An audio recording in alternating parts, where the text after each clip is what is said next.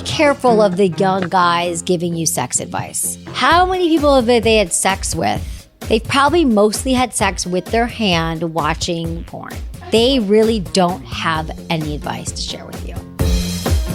You're listening to Sex with Emily. I'm Dr. Emily, and I'm here to help you prioritize your pleasure and liberate the conversation around sex. In 2023, more people were talking about sex than ever, which makes me so happy. But some sex and relationship advice is better than others. Trust me. Today, producer Eric and I are reviewing some of the most trending sex and relationship advice from TikTok this year, from how to make them fall in love with you and love bombing to when you should sleep with someone, or if the bird test will let you know whether you should stay with your partner or not. Through all this advice, we'll let you know if we agree or disagree. Please rate and review Sex with Emily wherever you listen to the show. Please do it. Do it right now. It takes 2 seconds, and it really helps get the show out there to more people the more you review. And please make sure you are subscribed as well. The latest review is from Haley. She's a vulva owner, 30 in Canada. Hi, Dr. Emily. I just want to say a big thank you. I absolutely love your show and wish I had a resource like this 15 years ago. Despite only discovering your podcast 2 months ago, I'm already at over 100 episodes listened to, and I can safely say that you've changed my life for the better in so many ways. Oh, Haley, thank you for your review, and love this, Erica. This is why we're here, to help you all. My new articles, How to Use a Penis Pump, and last-minute Amazon Prime panic gifts for lovers and friends are up on sexwithemily.com. And I created that one because I'm a last-minute panic shopper, and so I wanted you to know, I wanted to help you, okay? I wanted to help you find some really fun gifts. So check out those things. I'll also put them in the show notes. All right, everyone, enjoy this episode.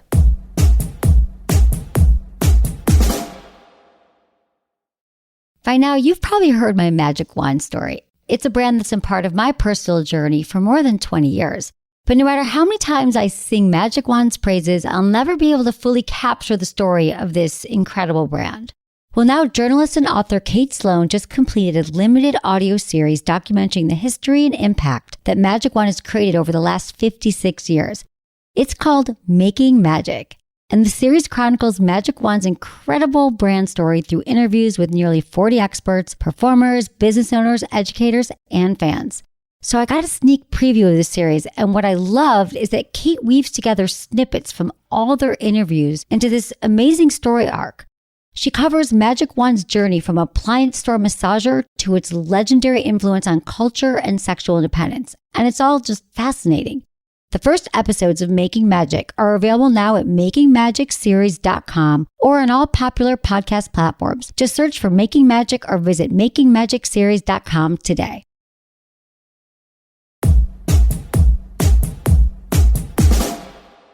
So there's been a lot of talk about TikTok in the last few years, but especially the last year. There's been a lot of people saying, you got to be careful what you learn on TikTok. There's a lot of people who don't know what they're talking about. And I saw this article recently called TikTok Dating Advice is Hell on Earth.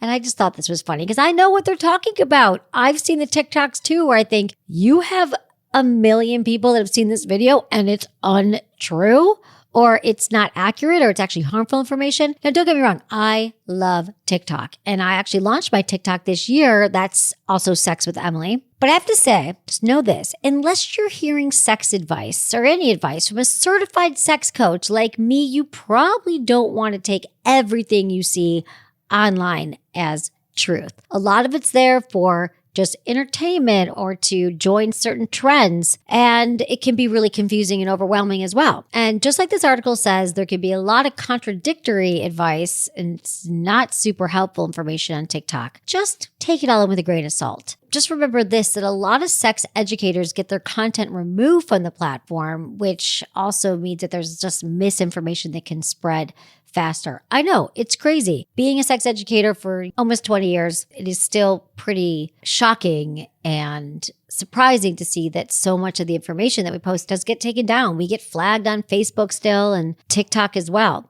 Luckily, though, our TikTok's going strong, so you have to check that out. But this article, which was specifically about dating advice, I thought it was just so insightful. So this is what they said. There's advice telling you to never text first. There's advice telling you to text back only when you have time. There's advice telling you to ghost in the middle of a text conversation. There's advice that says texting doesn't matter. There's no less than 1 million things you should never do over text. I'm tired. says a journalist. I'm tired too. I mean, what do you do with all this? A lot of this advice is just people kind of following the algorithms or what's trendy and like jumping on that bandwagon. But just because you're seeing it all over TikTok doesn't necessarily mean that it's true. Although, like a lot of things, just take it all with a grain of salt. And at the end of the day, go back to you, like what feels true for you, because it really doesn't matter what all the rules say and what they're telling you to do. What do you want to do and what feels right? Because every relationship we're in is different. Every partner you're with, it's a case by case basis. So today, I thought it would be fun to review some of the most popular sex and relationship advice I've seen on TikTok this year and let you know if they get a thumbs up or a thumbs down from me. So let's get into it. I have producer Erica here to help me break this down. Hi, everyone. This is fun. Okay, because I had a good time going through this because this is the stuff that all year I've been seeing and it's like, let's just get you guys some of the accurate information, okay? Now, this one, if you're uninterested in sex with your partner, this might be why. Let's go. Find out. See what she has to say. Yesterday, I heard a piece of advice in a TikTok that literally blew my mind. She was a married woman talking about how she still has a good sex life with her husband, and she was listing all of the reasons why it's still good for her. But the thing that really got me was this. She said that he knows that foreplay isn't something that happens 10 minutes before sex. It starts the second that they wake up. And this really clicked for me because I don't know about you, but when I start to feel shut down to my boyfriend, there's usually a deeper reason underneath of it. To me, intimacy is also the small moments that we share with each other throughout the day. It's the way that he looks at me, the things that we do for each other out of love, the way that he places his hand on my back or asks to go watch the sunset together. So just remember, if you're shut down, it's not out of nowhere. It's because those little things slip away so easily over time. But in the grand scheme of things, those are the things that keep you connected emotionally and physically.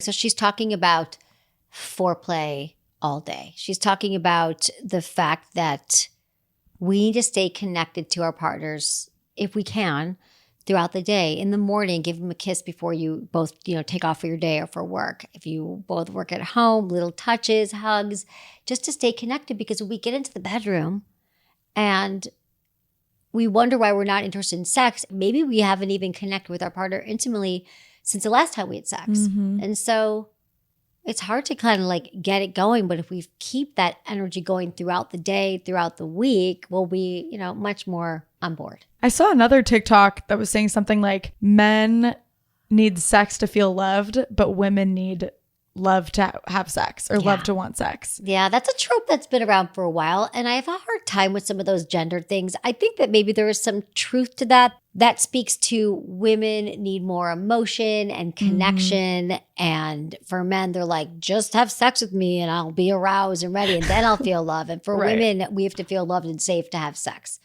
Yeah, maybe it resonates with some people. If I try to say something like that, there'll be a woman saying, I want sex to feel love. Just see if it works for you. If it does, you're like, yeah, I feel like I haven't been as connected with my partner physically lately, so I feel separate from them. So physical touch, all those things are important to allow me to feel more sensual and turned on. How to make him fall in love with you during sex. This is a big trend on TikTok. How to make him fall in love with you. It's always about him. Is it about her too? Are these trending? Honestly, they probably are. I'm just not getting them We're on not my For You page. Yeah. Right. Okay, let's see what he says. Here's a secret no man is ever going to tell you, because with this knowledge, literally any woman can become more attractive during sex. So listen closely. All you got to do is focus on his eyes and relax. And they say that because when you have him locked in both physically and mentally, there is no other place he's willing to be. Because they say the eyes are the windows to the soul. But without saying too much, I'll go on record to say that the windows to so much more. Okay, so basically this guy's saying the eyes are the window to the soul. He will fall in love with you if you keep eye contact up all during sex. I'm a fan of eye contact during sex. And remember, I'm not talking about like you're staring the whole time, but maybe you're looking up, you're looking away. I think that does enhance intimacy. But this whole like do this one thing and they're going to commit to you. They're going to fall in love with you. It's going to change the whole thing. Be more available, less available, stare into their eyes, grab their ass like this. I mean, all that stuff is just clickbaity. I know. And I feel like that's the biggest trend now is how to hack other people's emotions. It's like, you're not going to do one thing that's going to make someone fall in love with you. Like there's so many things that fall into creating love. But everyone wants a quick fix in general and especially on TikTok. Yeah, exactly. And it speaks to this whole culture of, like a quick fix for everything that we want in life. and wanting advice and wanting to do it all right. Think about years before TikTok and before you could access all this information, people were falling in love. People were having good relationships. I almost think a lot of this stuff is just too extra and could get you in trouble, because what if you're someone who has some intimacy challenges and you keep trying to stare into their eyes? Right. They could also feel like, oh my God, this person's all over my stuff. Like, makes me uncomfortable. You might need to have a slower build with this person. I mean, that might also tell you that this person's not my person because they're not in intimacy. But what I'm saying is, if you just see this video, you're like, now I'm going to stare into their eyes all the time, and it backfires, that could be wise. So remember, it's all about context too, and your history with the person. Okay, I feel like you're about to prove me wrong here. I feel like sometimes I struggle to maintain eye contact when I feel like I'm leading someone on if I'm staring at them too deeply. Because it says a lot, right? You mean during sex or just in Yeah, general? during sex. Yeah, because that does say, I'm into you. It's intimacy. It Right. almost like drops you into this intimate place because so much sex is disassociated. But I could see that misleading. Well, say more about that. Because is it because maybe you don't want to reveal how you feel? You actually don't feel that close to someone. So Maybe it's a way of blocking myself from intimacy, but it's like, I feel like I struggle to maintain eye contact with someone unless it's like, oh, I already know I'm in love with you. yeah, well, that might be something to look at, Erica. Or maybe Guys, you're waiting my for that. 2024 Exactly. Or resolution. maybe it, yeah, I could see that. I mean, it's because it's staring into someone's eyes is intimate. It Yeah. is not a natural thing that we do. And I notice when people are out in the world and they're not making eye contact, even when you're talking to them on the street. Yeah. So I think it says a lot, but I think that's just something to look at. I think it's a vulnerability. If you're having sex with someone, that's already really Right. intimate. So Right. maybe it'll just make you feel more connected and safe if you do that. And then you'll have better sex, because we know that when we feel safe, we have more orgasms. I know.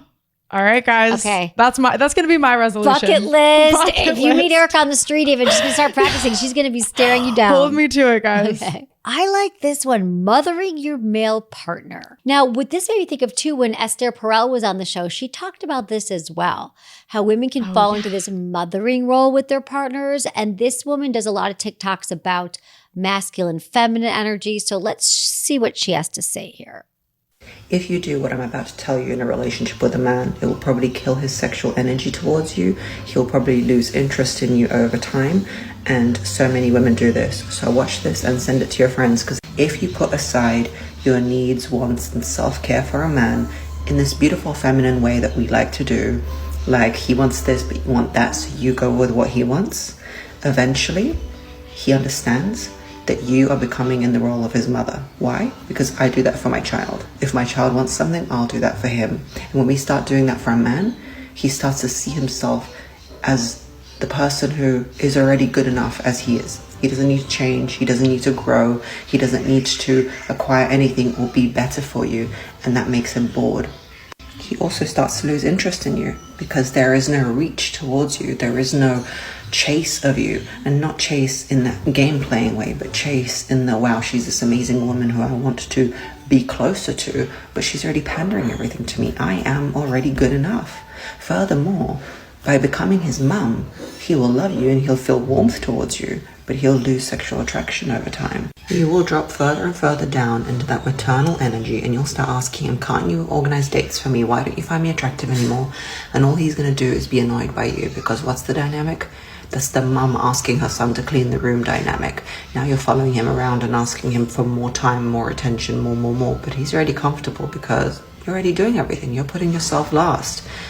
You are not supposed to find your mother attractive in that way. So step out of that energy. Put yourself first. Start doing more self-care.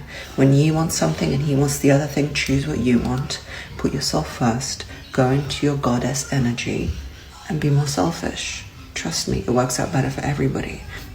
I think this is an interesting point. So what she's saying is that there is this notion for women, typically for vulva owners in relationships, that for many, we just are caregivers. We mother our partners. We think, oh, if he wants this and I want this, I'm going to go with what he wants because I want to be agreeable, likable, and I actually care. Like, he really wanted to go out for Italian food tonight, and yes, I wanted sushi, but I just really want him to have a good meal and I care and I don't care that much. And then we continue to put ourselves last in all these situations. What she's saying is that if we do that, it's almost a way of not respecting ourselves. And so we're spreading that message to our partner where they're like, well, if you're not respecting yourself and you're elevating me to be likable and agreeable, well, then I'm not going to respect you either.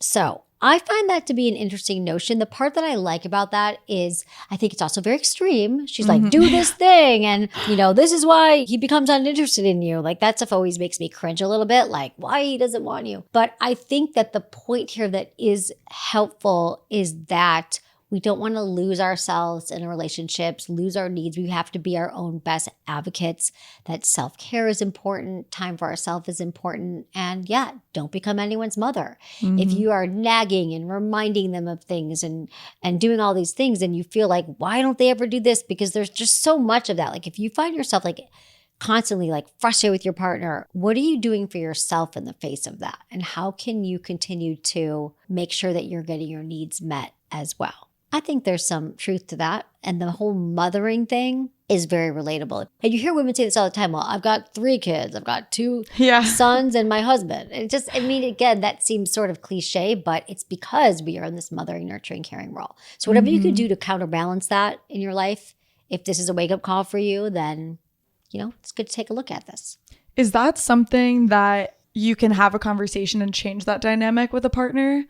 Or is that one of those signs to look for when you start dating someone? Because I do feel like men are socialized to expect to be cared for and women are socialized to do the caring. So I feel like if you're looking for a man and you're a woman, most people you're going to find are going to default to that relationship. Yeah. In this instance, and you probably don't hear me say this a lot, it's less about communication. This is more of a personal change of our behavior. And this is more about making different choices in the relationship and thinking, yeah, I could tell them to do this thing again or remind them or make sure that he's got his food or his clothes are washed, or I could just not do those things. Like, what if you lean into bringing your full self to a relationship, your independent self who has a lot going on in your life, and you don't necessarily subscribe to this notion that you're going to be the caretaker, because once you lead with that stuff, then you just become useful. You become like a friend or a mother. But I think that is less sexy and attractive. And the reason why this stuff comes up a lot is because if you go back like 60 years, right? The 50s, the 60s, women were homemakers. They were about raising the kids. They were barefoot and pregnant in the kitchen. Like that was all the notions about women, that if you couldn't cook and clean and provide a good household, you definitely were not attractive. Also to say that some women, of course, love this role and they're probably in very healthy relationships right now, and that's okay. But I'm talking about the women who are like, find conflict with this relationship, who are like, I'm doing everything for here and it's not working. Well, this is where I say go inward. Take stock of what is working in your relationship, what isn't working. And I think this is where we have to change our own behaviors and our own patterns. I also want to add, I know I said before that this isn't a communication thing, but I do want to say that after you start changing your behavior, you could also make a list of all the tasks in the house or the things that you do in the relationship, things you take care of, and you could split them up between the both of you and let them know that you'd like their help with certain things and that you're finding that you want to spend more time on your own life and taking care of your own tasks, and you'd like them to pitch in as well. It's hard for me to say not to communicate because I always think that we have to cover all bases. So in life, always great to change our behaviors and take responsibility for our side of the street, but healthy conversations and communication around where there's struggles in the relationship is always going to help you. This is misunderstanding of what dominant means. What are your unpopular opinions in the bedroom? I'll go first. A lot of men on dating apps portray themselves as a dominant when they don't understand what that means. What it usually means is that they want to do you like they don't care about you, and they probably want to hurt you because they're working out some repressed rage. Not all men, but I can see some men who haven't dealt with their own sexual traumas, their feelings about women, their feelings about sex. The guys who are pounding away, they're not really attuned to what their partner wants.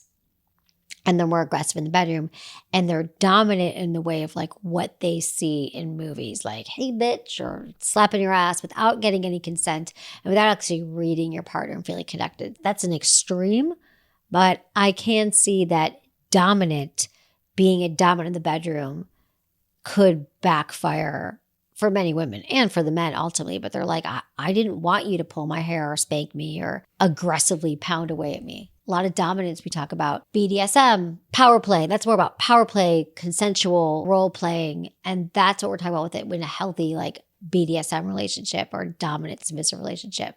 But she's just speaking to her experience, or maybe on the dating apps, it sounds like. And I always think of these men of just being men who haven't had a lot of positive sex education. They haven't delved into the world of sex. They don't understand that they'll actually have better sex, more satisfying sex, healthier relationships once they actually pay attention to what their female partners want as well. This has to come from porn, right? It's all porn. Yeah. Where else would it come from? Yeah. It does come from porn. Again, with porn without sex education is a total disaster. We're not correcting that. So if you grew up watching porn and you assume that this is how sex should happen and no one's speaking up to you about it, then yeah, that could be a porn challenge, a porn problem. All right, this is our last sex TikTok. Ladies, you want to make spicy time better, but you don't know how? I'm going to give you a quick fix that'll help everything. Ladies, we need to understand that when it comes to spicy time for men, 60% of the entire experience is visual. That means treat everything like a performance, okay? You better be going ham. If you're going down like the Titanic on a guy, that better be your best performance, all right? Like the greatest showman. If you're kind of innocent and you don't belong to the streets, the easiest way to kind of do this, an easier way in, is just with the eye contact, okay? Listen, eye contact makes everything better, all right? So the more you do it, the better it is for the guy. Trust me, it's gonna make everything a whole lot crazier. Only do this if you want him to be your baby daddy, okay? That's all I'm saying. Oh my God, another eye contact one. Is that what he's saying? Just make eye contact, go at it like it's your like most important job you have. I hate what he's saying about performing. That's literally anti everything we say on this podcast. Anti everything. Just do a performance. He's probably saying like, do we see in porn? Moan like you see in porn. Arch your back that way. Have multiple fake orgasms. This guy's a no. Anything useful. But he's adorable, this guy. He's cute. And here's the problem with TikTok. He says it like so certain. Like, I know the truth. Like, look into his eyes, like go after it like you're going down with the Titanic. And you could be like, yes, I will. I mean, think of all the stuff that gets passed along because people are just self-assured and clear and focused. And they say it like with just such certainty. But remember, that stuff's not always the truth or accurate. I saw something saying that TikTok is now the go-to search engine for Gen Z over Google. Wow. Yeah. That makes me nervous. Yes. But I get it. Yeah. Over Google. Over Google, that's where we're searching. But you're not getting cited any scientific sources, any biology. You're not getting any medical journals. You're just getting some people who read a book, who listened to a podcast, probably saw another sex TikTok a few times. People do that, right? They like copy other TikToks all the time. Yeah. Oh my God, you guys. A lot of the advice that I give, that people give, we've been doing this a long time, is like wisdom, experience, not only like having sex with people over the decades, but also just studying and researching. Just be careful where you get your advice, okay? But this is fun.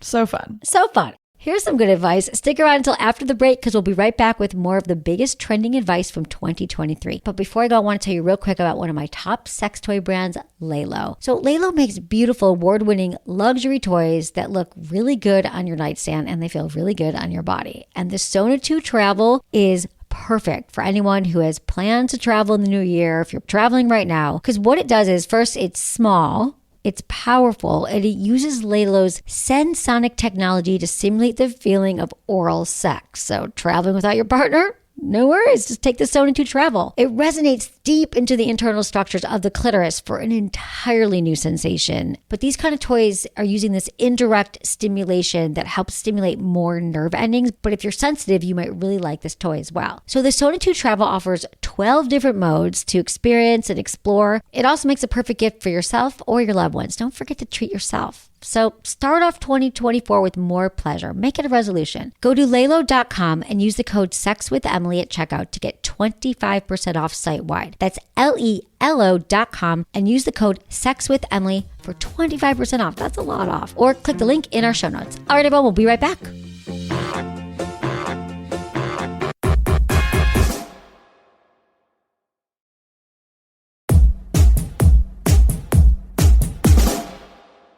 Should we get into relationships? Yes. I love this because, well, these are trending a lot on TikTok this year. But again, just a reminder, a lot of the sex advice just gets taken off. So there's a lot of room for relationship stuff. Okay, this is a big one. This comes up all the time. The define the relationship. Right. What are we? Let's watch DTR. this one. The last thing you should do ever in your life, ever, is the what are we conversation. You are the prize. You are the thing that he wants to have, the person he wants to have. You're not a cheap car salesman. You are not a salesman of any kind. You are a Birkin. You are a Ferrari. You do not send out emails saying, are you sure you don't want to make this purchase? Sorry, have we missed you? Sorry, hope this email finds you well. I'm sorry, maybe your email bounced into the wrong Dropbox. No. Also, while he's deciding, you're living your life, you're moving to where you want to live, you're dating other people, you're doing whatever you want to do. The what are we conversation is a him thought and a you non-thought. You want the man who's going to want to have that conversation with you, not the man who you have to have that conversation with. That's a really interesting notion. Again, I have a hard time with the gender thing because no matter what kind of relationship you're in, there is always this dynamic. But she's saying the man should have it. She's saying that if you're a woman, don't be like, are we dating? Are we serious? Let's define this. I do agree with some of this. Of like, if you're living your life, there is some power energy here that's like, the second you do that, I see what you're saying, like you're giving away your power. But then we're saying what the man should always do it, that he should be the one that says like, hey, I've been thinking about us and like we should be committed. So I think in healthy relationships where you're both in it, things are going well, it feels pretty trusted and safe, and a few months have gone by, you can also have the conversations like this. It's been 3 months, loving the sex we're having, it's really hot, but I just want to see if we're on the same page. Maybe we could just like together talk about what we want. So right now, I'm dating other people, but I really like our time, but I'm not sure where you land. Maybe you could tell me more about what you're feeling. And it becomes a conversation and a dialogue, not a one-way question of like, what are we? Right. So I'm all for taking it out of it's one person's responsibility while the other person answers to like, can we just have a real conversation? Because you could also say here, I'd love to talk about like what we're doing here because I can't quite tell. I'm feeling good about it. 3 months in, we just know what we know after 3 months. But also, if we're not on the same page, I think we should figure it out now because then we could both part on good terms. But you could say, I am looking for a long-term serious relationship. I'm not sure where you are right now. And if you're not with this, that's just totally cool. I think we should be honest. Right. That's such a healthier way to have it. You don't seem needy. You don't seem desperate. You just seem like, let's kind of clear up some facts here. It's been 3 months. We've never talked about emotions and feelings and what we want. I just want to get clear. Totally. I'm on the same page. The same page. Cool. All right. So I'm not into the whole like, wait for them, don't do it. Okay, this is a big one here. Let's talk about no contact. This is why no contact works. Every single time, no matter what. If someone chose to break up with you, then they're asking you not to be in their life for a while. The only mature response to that, and the only self-respecting response to that, is to give them that space. Now, when you're away, they can actually experience what a breakup from you is like. They're not going to receive texts from you. They're not going to have someone to sleep next to. They're not going to be able to go on dates with you anymore. And no matter who you are, that's really, really hard. You, on the other hand, are going to become more secure and work on loving yourself. And if you do that, whether they come back or not, you're going to come out on top. Now, the immature alternative is you texting them all the time or trying to stay their friend or things like that. In that case, you can't grow. You're stuck. You're focused on them.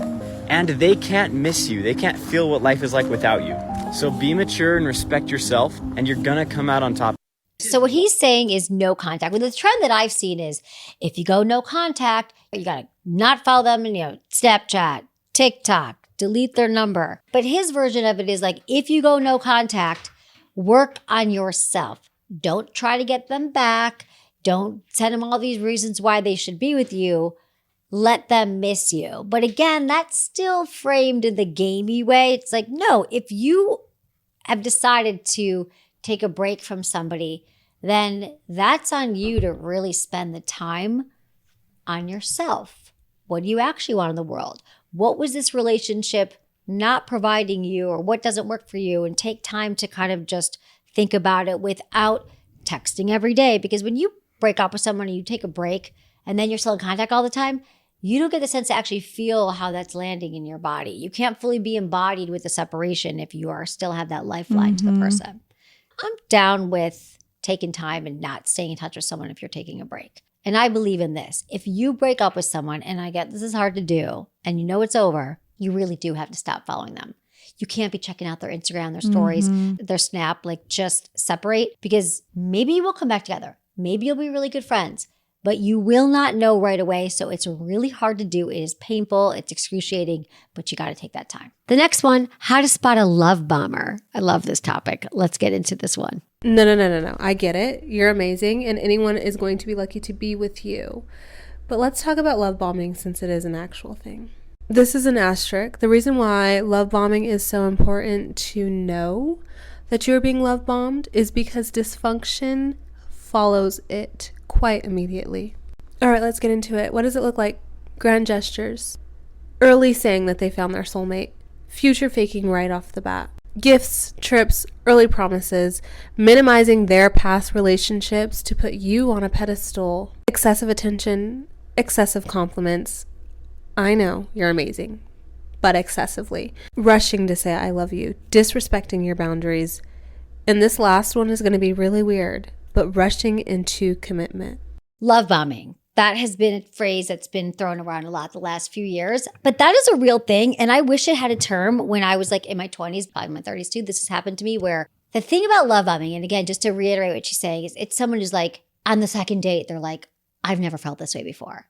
And they rush to make grand plans, gestures. Maybe they sweep you away on a vacation. They tell you that you're everything they've been looking for. They're literally bombing you with love, which you have all these like dopamine, serotonin spikes. You feel so seen, so heard, and so good. We all love compliments, but to have it by someone that you're also attracted to right away, it's so seductive, and it can feel so real, because yeah, I am pretty great. Finally, someone's seeing me for all of my awesomeness. But the reason why this is a problem is because you've only known this person for like a week or 2 or 6 weeks. You can't be in love and know that someone's your soulmate on the third date. So this is just something that your antennas should go up. And I'm not even saying you have to say something to them, but you can start to take that in as information. Remember, when we are dating with someone, the first 6 months, 6 years, we're always gathering information. And you don't have to make judgments on it, but, oh, okay, it's interesting. Like there's all this, and you can even ask them like, oh, you think I'm the one? Tell me more about that. You think I'm the one? You could like call it out and be like, why do you feel that way? Have you felt this way before? Like you're allowed to get curious here. And again, remember the love bomber, the one who's doing it, they're probably not conscious of it. They're not saying like, okay, I'm going to turn on the love bomb with this. It's just their habitual way of being. And it also comes from people who maybe lived in a home, just one theory, where it wasn't safe. People left them. They came from a home where things were really chaotic and maybe 1 or 2 parents was absent. They probably genuinely feel very connected to you and are feeling very strong feelings. Mm-hmm. And it's one thing, we've all gone out with people where we feel strong feelings, right? But they take it to another level because they're afraid that this feeling that they're having, this incredible feeling, is going to be taken like that. So I want to lock you in. I want to keep you. That's how I know. I've learned in some way that to make people feel good and to make me feel safe, I'm going to do everything I can to make sure you won't leave. Mm-hmm. And then a lot of times this love bombing, then they end up leaving and it blows up. I feel like when I've heard about love bombing, I've heard of it as a manipulation tactic to control your partners later on. Is that also true? Yeah, it can be. It can be like extreme narcissism or sociopathy. People could be using it as a control mechanism. And I guess I said it's not conscious because I actually believe that people who are doing this aren't always as conscious that it's manipulation, but it's definitely manipulation. Yeah. It is a manipulation to get this person to fall in love with me. Like, I'm going to tell them I'm falling in love with you, so you'll fall in love with me, and then I'll feel safe and you won't abandon me. But yeah, it's very manipulative. Love bombing is toxic and unhealthy. And I'm sorry to report, like, I know you're great, like she says in the TikTok, but like, you can't be in love and find your person on the second date. Mm-hmm. Maybe. And then people are going to be, writing and saying, no, my parents met on the first date. And they're like, yes, it happens all the time. But if this is someone who's just going to the next level with it, just what's the rush? Mm-hmm. Let's slow down. Let's make information. You don't have to move in, have a baby, get married, all the things just yet. Mm-hmm. Keep gathering facts. The real tea on why you shouldn't sleep with him right away.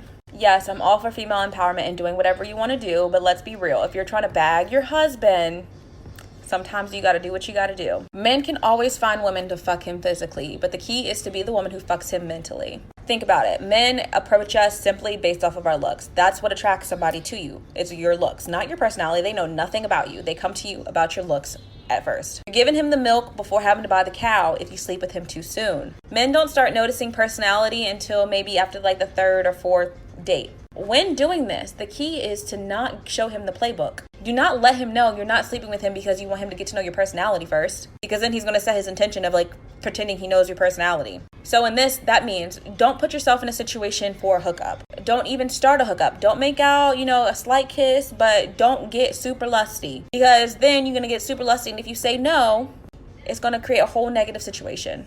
Oh my God, not sleeping with a man too soon. This whole don't sleep with them on the first date, don't sleep too soon.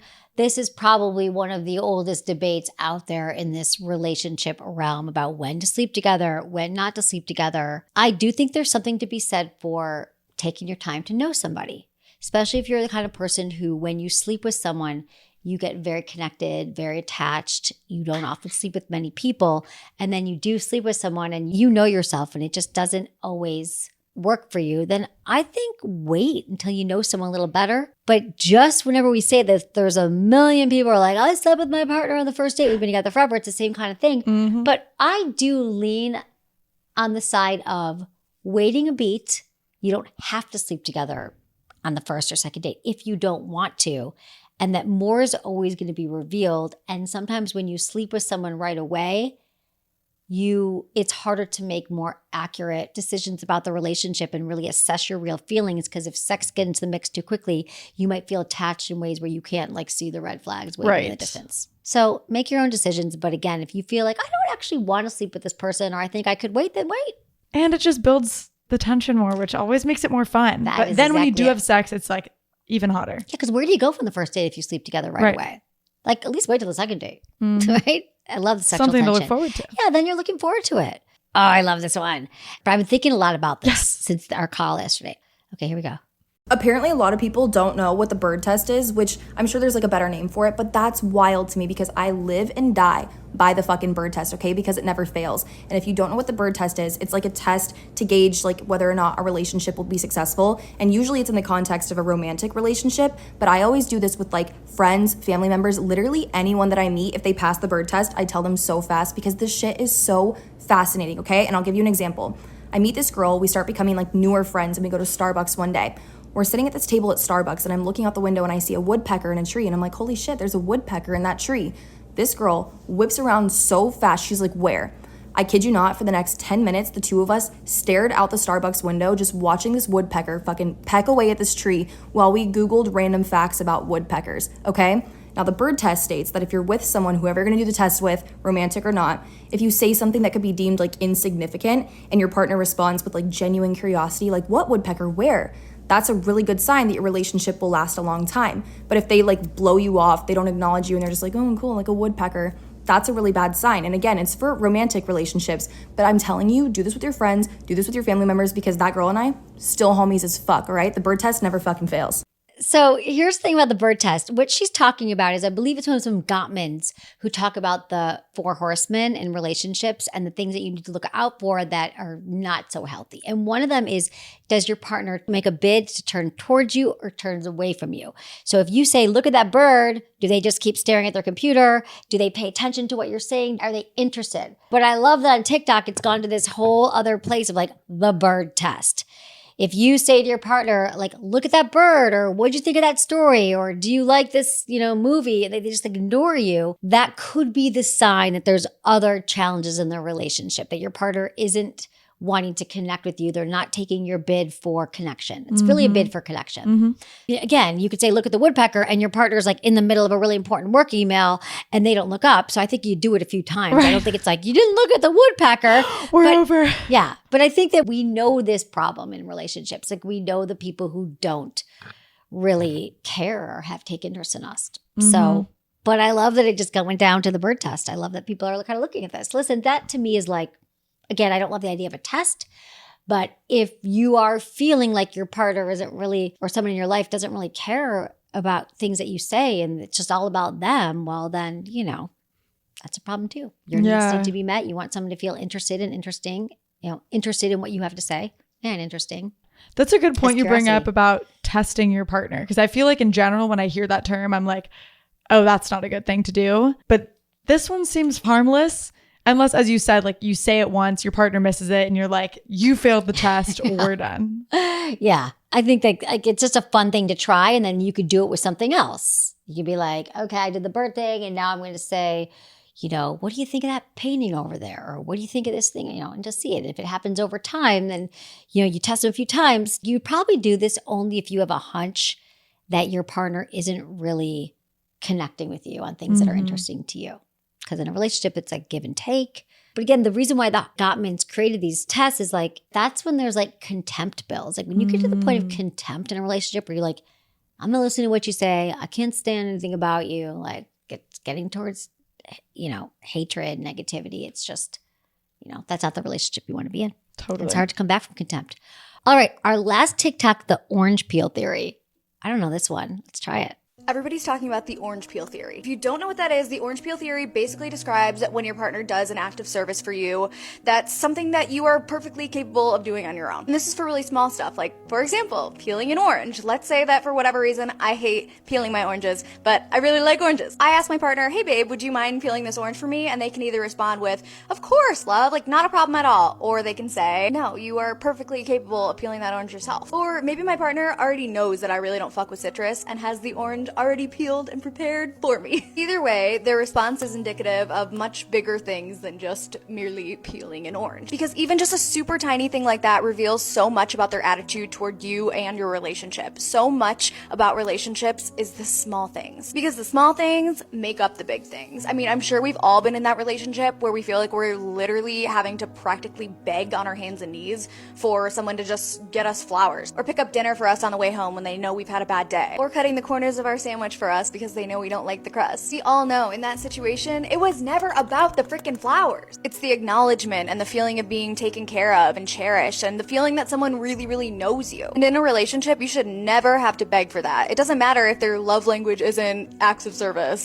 Okay, I'm trying to get the gist of this. She's just saying like your partner should do the little things for you if you ask them. Yeah, acts of service. Yeah. I mean, again, it is just not usually just one thing. But if you feel like there's not an equitable share of, you know, interest and labor in the relationship, that's a bigger thing to address. All right. There we have it. Those were fun. Okay, guys, what do you think? What have you seen on TikTok and in all the places? Send us videos.